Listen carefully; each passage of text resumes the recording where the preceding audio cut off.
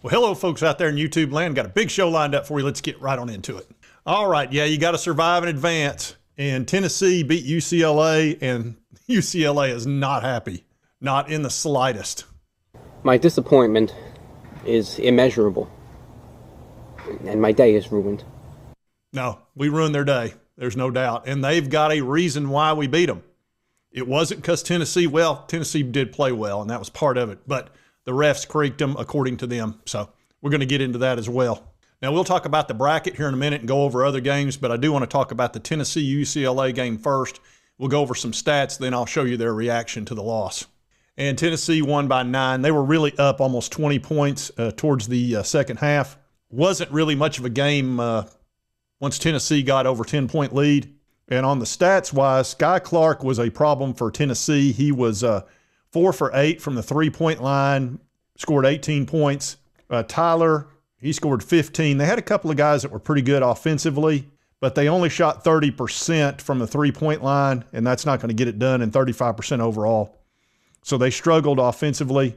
Tennessee was strong. Chaz Lanier was 4 for 5. That was huge, 20 points.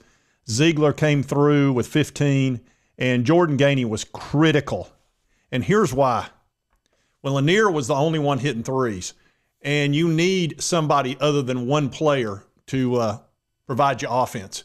And Gainey finally, towards the end of the first half and then the second half, he got comfortable and started hitting three-pointers, and that takes a lot of pressure off the rest of the team. Then Ziegler hit a couple, and Meshack. When Meshack hits a couple, I'll tell you, when Tennessee hits their threes, they are super difficult to beat because they're going to play great defense. And you can see right here, Tennessee shot 50% from three and 42% overall, so that's kind of weird.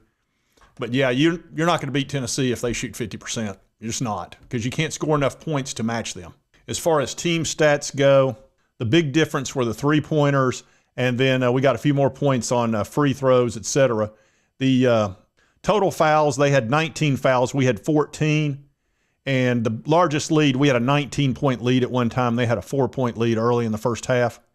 But the fouls is what UCLA's upset about. And that game was called tight at first. Both teams had a bunch of fouls right off the bat. And I think the refs were trying to set the tone because they knew they had two tenacious defenses. UCLA and Tennessee, they play very similar styles of defense. They really smother you. I mean, they're on you. And UCLA was all over Tennessee.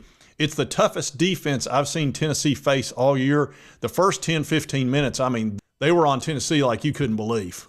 And the refs obviously noticed it.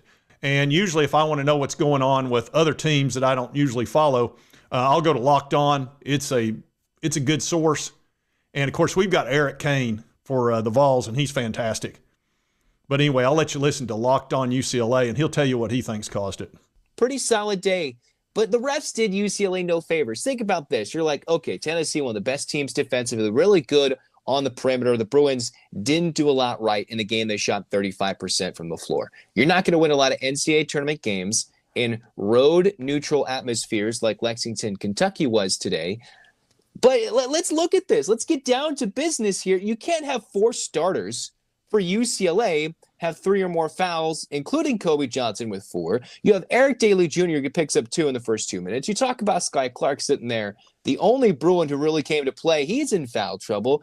And then, dude, it's ridiculous. How does UCLA have 4 starters with 3 or more fouls and then 2 players with 2 or more? The Bruins are playing lineups I've never seen them play before in this season.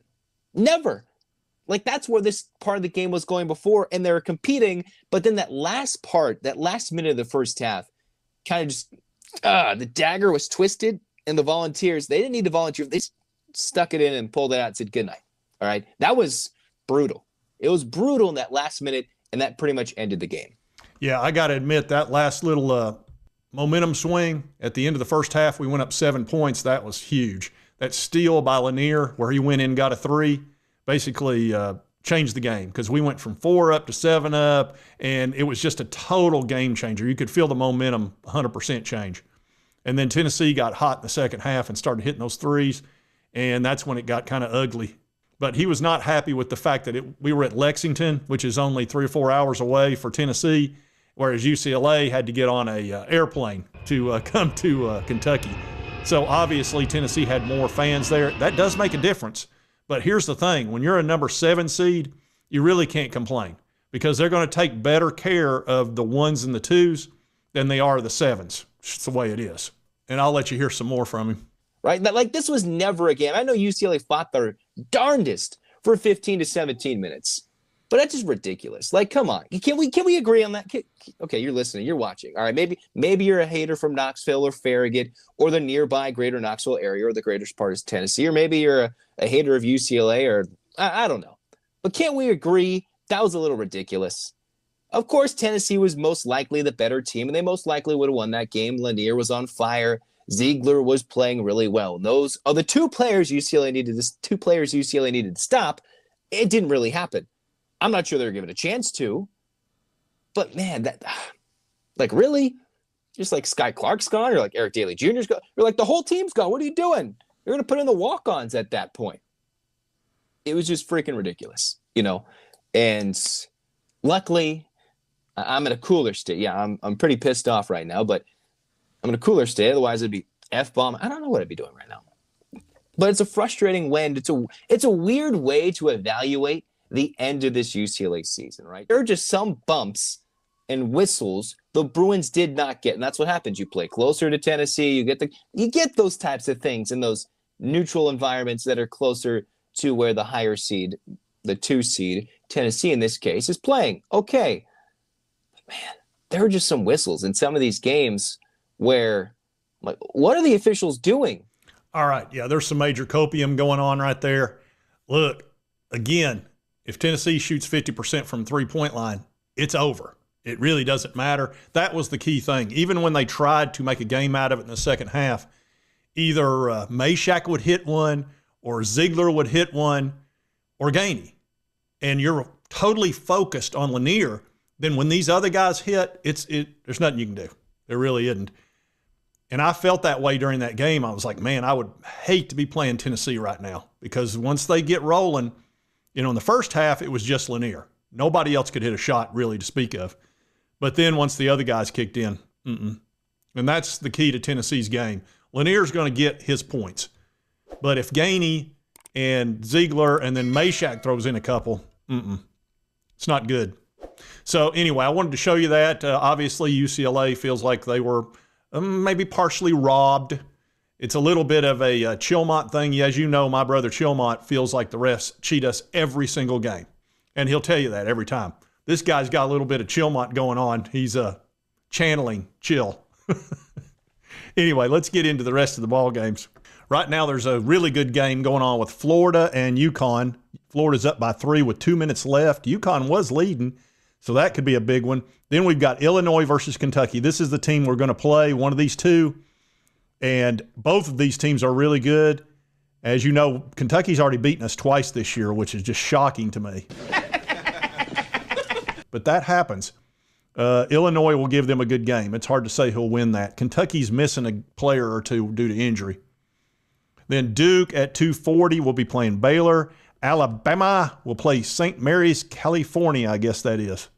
And then Ole Miss is playing Iowa State. It'll be tough for Ole Miss to win that game. And then Colorado State's playing Maryland. And let's take a look at our brackets. Of course, we know that Auburn and Michigan are both now in the Sweet 16. We're finding out later today about Ole Miss and New Mexico, Michigan State, etc. We already know that the winner of this, obviously, will make it to the Sweet 16. Colorado State and Maryland got to play. How about Arkansas? Arkansas has made it to the Sweet 16. They were terrible all year, and they barely got in as a 10 seed. And now here they are. And that's the thing about John Calipari. I told you, he's a late bloomer every season. He gets a bunch of guys together. He struggles to get them on the same page, but they're so talented. He had the number 1 transfer portal team and the number 4 recruiting class. And he brought a bunch of guys from Kentucky. So he's loaded with talent. It's just hard to get him to mesh, and he's not the greatest coach in the world. So usually by the end of the year, though, they get dangerous. So I'm not completely shocked by that. Tennessee's in the Sweet 16 waiting on Illinois, Kentucky, as we discussed. Houston is already in.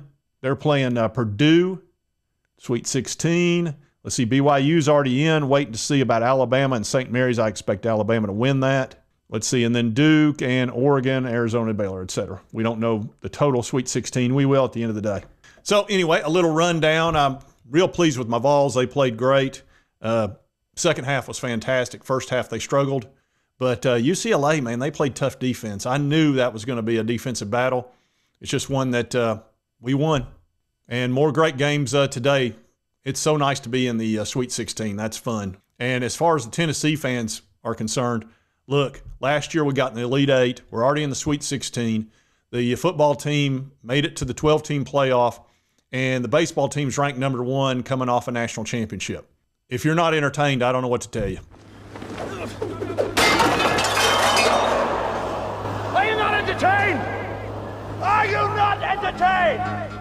Yeah, I mean, if you're a Tennessee fan and you're unhappy, you need to take a look at reality because Tennessee's doing really well.